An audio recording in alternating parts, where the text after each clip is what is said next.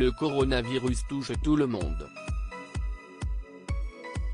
Alors que l'Europe connaît actuellement une seconde vague qui pourrait être encore plus dure que la première, les pays reconfinent au maximum dans l'optique de limiter le nombre de nouvelles contaminations. Si les choix du gouvernement français sont largement remis en question, sur le plateau de C'est à vous, lundi 2 novembre 2020, Manuel Valls a fait le choix de ne pas critiquer. En revanche, il a préféré évoquer l'impact que ce virus a pu avoir sur sa vie.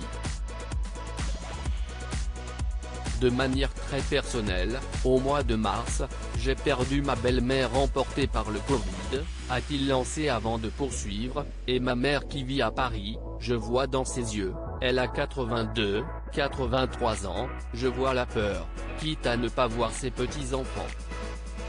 Devant toute cette tristesse et ces drames qui se succèdent et qui touchent tous les Français, l'ancien Premier ministre retrouve le sourire lorsqu'il évoque le personnel soignant. Il assure qu'il est formidable et qu'il fait front avec une force et une dignité impressionnantes. Le mari de Susana Gallardo a sans doute éprouvé le même sentiment que tous les Français au printemps dernier lorsque le coronavirus semblait faire moins de ravages.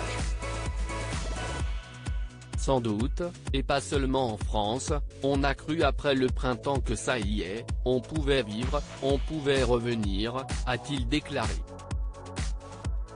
Seulement, avec l'arrivée de l'automne, les choses se sont dégradées et il ne pouvait pas imaginer une seconde vague si intense. Si est-il la raison pour laquelle il n'a pas voulu démonter l'actuel gouvernement qui tente de prendre des décisions pour sauver un maximum de vies. Manuel Valls veut passer plus de temps à Paris après avoir quitté la scène politique française en 2017 pour s'engager en Espagne. Aujourd'hui, il souhaite rééquilibrer sa vie pour des raisons personnelles vers Paris.